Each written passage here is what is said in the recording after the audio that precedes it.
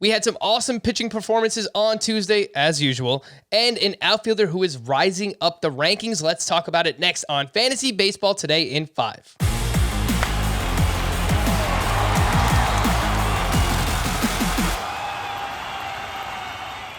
Welcome into FBT in 5. As always, make sure to follow us on Spotify. Today is Wednesday, May 12th. I am Frank Sample, joined by Scott White. And let's take a closer look at Madison Bumgarner, who is on an awesome tear right now. 7 shutout with 9 strikeouts against the Miami Marlins. Scott, buy, sell, or hold Madison Bumgarner? I think you got to buy or at least hold at this point, right? It's been 5 straight starts. I think there's like a combined 12 hits over those 5 starts. Like it's been an unbelievable run here for a guy who was hapless and helpless and totally lost last year. And really at the start of this year, it looked like he was toast too. But then we saw the velocity begin to climb for Madison Bumgarner. What's most impressive about this start is, we were excited seeing his velocity approach 91 miles per hour again, like in 2019. He was averaging 92.6 miles per hour on his fastball in this latest start against the Marlins. Where did that come from? If he's going to start throwing like he did pre-dirt bike accident, like that's prime Bumgarner. That's Madison Bumgarner's prime. And I don't know, after 5 starts, I think that's enough to say he's on the right track and is back to being a fantasy asset. That was the first time he averaged 92.6 miles per hour on his fastball in a start since June of 2019. Hold on, Mad Bum.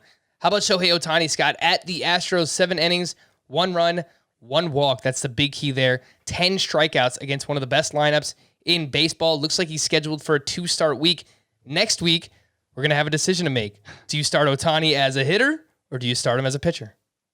Well, yeah, to answer your question, I think it depends on whether you need pitching help or hitting help more. I think most people are probably going to start him as a hitter just because that's harder to fill and he gives you steals. In a points league, it might be a tougher consideration, a 2-start Ohtani, who's been basically unhittable all year. He has had major control issues that kind of kept me from wanting to use him in that spot. 19 walks over 18 2/3 innings prior to this start, but just 1 walk in 7 innings against the Astros.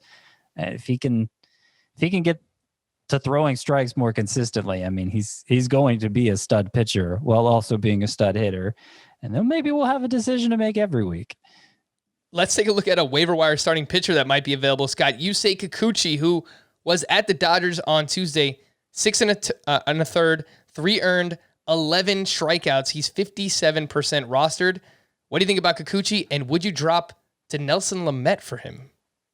I mean, Dinelson Lamet, he's going 2 innings every start. His velocity is way down. Obviously, his elbow's messed up, and he's not really giving me any confidence that it's getting better. So, yeah, I mean, Kikuchi's pretty exciting. I think I'd make that swap if I had to. Kikuchi, his last 3 starts have been his best swinging strike starts.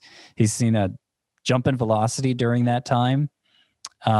We like the underlying numbers for him last year, and it looks like he may be breaking through. So he looks like a must-add right now. Last item I got here for you, Scott. Jesse Winker went 3 for 4 with his 7th home run on Tuesday. He's batting .374 on the season. The launch angle's up. He's absolutely crushing the ball. Just needs to stay healthy. Do you feel comfortable putting him inside your top 24 outfielders, top 25 outfielders at this point? I think it's to the point of why not? Regardless of what I even think about Winker, it's just the hitting pool is so hard to figure out right now because the landscape is changing with the new ball, and there aren't a lot of mid-tier hitters that you can count on. And here's one who not only can you count on him right now, but he's looking like he might be an upper tier player. Obviously not going to hit 374 all year, but his line drive rate, Winker's line drive rate is over 30 on the year. You get over 25, you're talking about a guy who's going to be a batting average asset. You get over 30, you're talking about a guy who's going to contend for a batting title. So yes, regression is coming to the batting average, but maybe not a ton.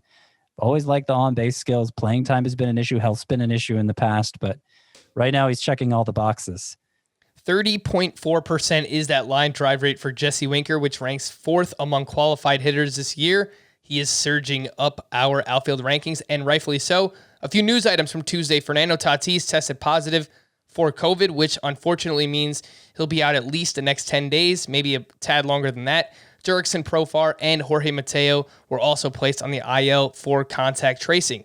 Corbin Burns will likely return Thursday and start against the Cardinals, according to manager Craig Counsell. For more extensive fantasy baseball coverage, listen to the Fantasy Baseball Today podcast on Spotify, Apple Podcasts, Stitcher, your smart speakers, or anywhere else podcasts are found. And thanks for listening to Fantasy Baseball Today in 5. If you enjoyed the pod, please leave a 5-star review on Apple. We'll be back again tomorrow morning. Bye-bye.